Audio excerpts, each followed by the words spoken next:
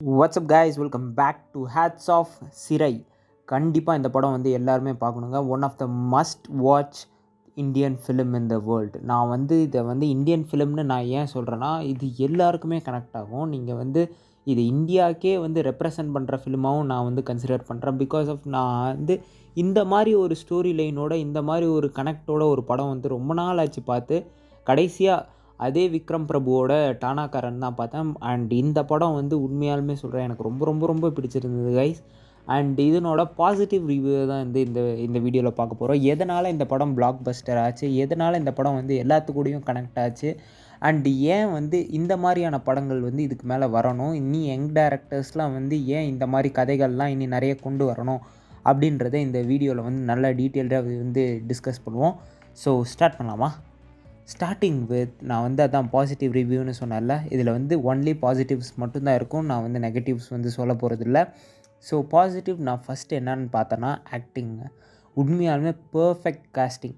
நீங்கள் வந்து விக்ரம் பிரபுவாக இருக்கட்டும், அண்ட் வந்து அவங்க 2 இப்போ நியூ கேரக்டர்ஸாக இருக்கட்டும், அவங்கள நான் மரண மாசுன்ற ஒரு படத்தில் பார்த்துருக்கேன். அண்டு இனி ஒருத்தர் வந்து அவரை நான் இது வரைக்கும் எங்கேயுமே பார்த்தது இல்லைங்க. பட் ஆனால் எல்லாருமே சொல்கிறேன், ஆக்டிங்கில் சூப்பராக பண்ணியிருந்தாங்க. அண்ட் வந்து உண்மையாலுமே அந்த வில்லன் ரோலில் ஒருத்தர் வருவாப்பில், அவருமே நல்லா பண்ணியிருந்தார். அண்ட் எல்லாருமே வந்து அந்த சட்டிலான பர்ஃபார்மன்ஸ் கொடுத்துருந்தாங்க. ஓவர் டூ பண்ணாலும் அந்த இது வந்து நல்லா இருக்காது. பட் ஆனால் எல்லோரும் அந்த சட்டில் பர்ஃபார்மன்ஸ் கொடுத்தது தான் இந்த படத்தோட பெரிய ப்ளஸ்னே சொல்லலாம். பிகாஸ் ஆஃப் அந்த போலீஸோட அந்த ஒரு கேரக்டர் டிஃப்ரென்சியேஷனுமே நீங்கள் பார்த்தீங்கன்னு வச்சுக்கோங்களேன். ஒருத்தர் வந்து ரகடாக இருப்பார், இன்னொருத்தர் வந்து அந்த காமாக இருப்பார். அண்டு காமுன்றதை தாண்டி அது ரொம்ப ஃபன்னியாக இருக்கும். அந்த மாதிரியான ஒரு கேரக்டருடைய ஒரு ஆளாக இருந்திருப்பார். அண்ட் விக்ரம் பிரபு வந்து அந்த ஒரு கடினத்தன்மையான ஒரு ஈரம் கொண்ட ஆள், அந்த மாதிரி வந்து ஒரு போர்ட்ரே பண்ணியிருப்பாங்க. அண்ட் அவரோட கேரக்டர் ஆர்க்குமே வந்து சூப்பராக இருக்கும். அவங்களோட ஒய்ஃபு அண்ட் குழந்தைங்கள வந்து ஒரே இந்த மினிமல் சீக்வன்ஸில் காட்டினாலுமே அது வந்து கரெக்டாக அந்த இடத்துக்கு வந்து ஃபிட் ஆணுச்சு. இல்லைனா அந்த கதையோட ஒட்டாமல் வந்து இருந்திருக்கும். பட் ஆனால் அவங்களோட ஒய்ஃப்க்குமே வந்து ஒரு சூப்பரான ரோல் கொடுத்து அந்த கம்பேனியன் வந்து கரெக்டாக க்ரியேட் பண்ணியிருந்தாங்க. அண்ட் அதே மாதிரி தான் அந்த பையனுக்கும் பொண்ணுக்குமே, அப்துலுக்கும் அண்ட் அவங்களோட கேர்ள் ஃப்ரெண்டுக்குமே வந்து சூப்பராகவே கொடுத்துருந்தாங்க அந்த ஒரு கனெக்ஷனை. ரொம்ப இந்த மாதிரி வந்து லவ் ஸ்டோரியெல்லாம் வந்து ரொம்ப திணிக்காமல் எந்த மாதிரியாக எடுக்கணுமோ அந்தளவுக்கு சூப்பராக டேரக்டர் வந்து ஸ்க்ரீன் ப்ளே பண்ணியிருக்காருங்க. அந்த ஸ்க்ரீன் ப்ளேவை தாண்டி அந்த ஸ்டோரியிலே வந்து அந்த ரைட்டிங்லேயே வந்து அது வந்து கரெக்டாக தெரிஞ்சிருக்கு. நீங்கள் எந்த அளவுக்கு நம்ம லிமிட் வச்சுருக்கணும் அண்ட் எந்த அளவுக்கு வந்து அந்த சென்சார் போர்டு வந்து அனுமதிப்பாங்க அப்படின்றது தெரிஞ்சு சூப்பராகவே வந்து இந்த ஒரு எக்ஸிக்யூஷன் வந்து நான் சொல்லுவேன். ஏன்னா நிறைய எக்ஸ்பீரியன்ஸ்டான டேரக்டர்ஸே வந்து இந்த லிமிட்டை தாண்டி எடுக்கிறனால அந்த சீக்வன்ஸ் எல்லாம் ரிமூவ் பண்ண சொல்லிடுவாங்க. ஸோ அதை வந்து பர்ஃபெக்டாக வந்து அந்த இதில் வந்து எடுத்திருந்தாங்க. அண்ட் அதே மாதிரி லொக்கேஷனுங்க எனக்கு வந்து ரொம்ப ரொம்ப பிடிச்சிருந்தது. அந்த 2003 அந்த டைமில் அப்படியே கூட்டிகிட்டு போன மாதிரி இருக்குது அந்த லொக்கேஷன். ஏன்னா ரொம்ப மினிமல் பட்ஜெட்டில் தான் எடுக்கப்பட்ட படம். பட் ஆனால் அந்த மினிமல் பட்ஜெட்டுன்றது உங்களுக்கு வெளியே தெரியவே தெரியாது. அந்தளவுக்கு ஒரு பர்ஃபெக்டான ஒரு லொக்கேஷன். நீங்கள் அந்த அந்த காலத்தில் போய் வாழ்ந்த மாதிரி, அந்த கிராமங்கள்லாம் வாழ்ந்த மாதிரி இருக்கும். வேலூர் உண்மையாலுமே சொல்கிறாங்க 2003 அப்படி தான் இருக்கும்னு நான் நம்புகிறேன். ஏன்னா 2003 அந்த டைமில் வந்து அந்த வெயில், அந்த ஒரு கலர் கிரேடிங்கு, நீங்கள் அதை பார்த்தீங்கன்னா உங்களுக்கு வந்து அது புரியும். நான் வந்து இதை சொல்கிறதுனால உங்களுக்கு வந்து அது தெரியாமல் இருக்கலாம். பட் ஆனால் அந்த படம் பார்த்தவங்களுக்கு எப்படின்ட்டு நீங்கள் கீழே கமெண்ட் பண்ணுங்கள். எனக்கு இந்த விஷயம் வந்து எனக்கு ரொம்ப ரொம்ப பிடிச்சிருந்தது. அண்டு ஸ்டோரி நான் முன்னாடியே சொன்ன மாதிரி தான், எனக்கு ரொம்ப ரொம்ப பிடிச்சிருந்தது அந்த ஸ்டோரி. அண்டு ரொம்ப யூனிக்கான ஸ்டோரியும் கூட. இதுக்கு முன்னாடி வந்து நிறைய போலீஸ் படம் பார்த்துருக்கோம்.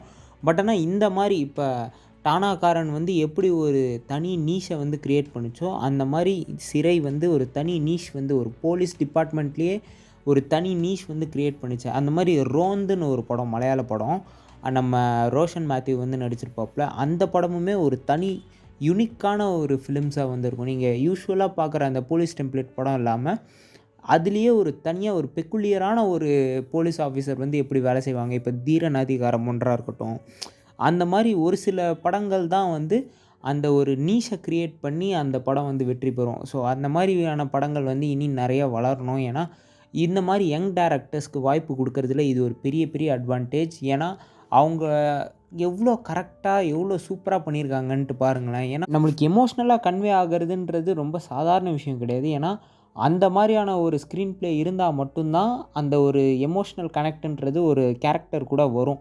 அண்ட் அந்த எமோஷ்னல் பாண்டிங்குமே அந்த குறிப்பிட்ட டைமில் இப்போ படம் வந்து ஒரு 2 ஹவர்ஸ் மேக்ஸிமம் 2.5 ஹவர்ஸ் தான் இருக்குதுன்னு வச்சுக்கோங்களேன்.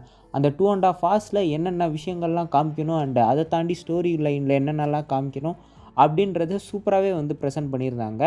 அண்ட் ஒரு சில இடத்துல வந்து ரொம்ப கட் பண்ணி ஏதோ தூக்குன மாதிரி இருந்தாலுமே, ஆனால் அது தேவைப்பட்ட ஒரு இடங்கள்ல அந்த கட் வந்து ஏற்படுத்தியிருந்தாங்க நிறைய இடத்துல. ஸோ அது வந்து ரொம்ப பாராட்டத்தக்க விஷயம்.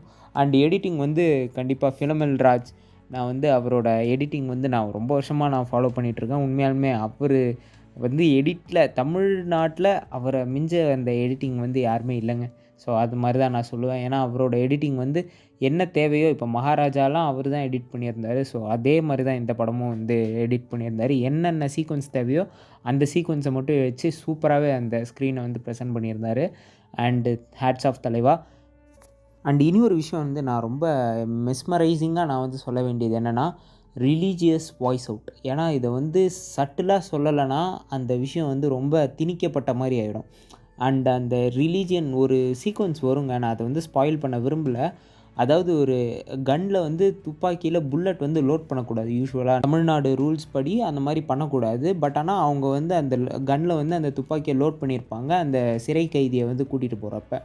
ஸோ அந்த விஷயம் வந்து ஏன் அப்படின்னு கேட்குறதுக்கு அந்த ஒரு பிஹைண்ட் த ரீசன் வந்து ஒரு சொல்லியிருப்பாப்புல.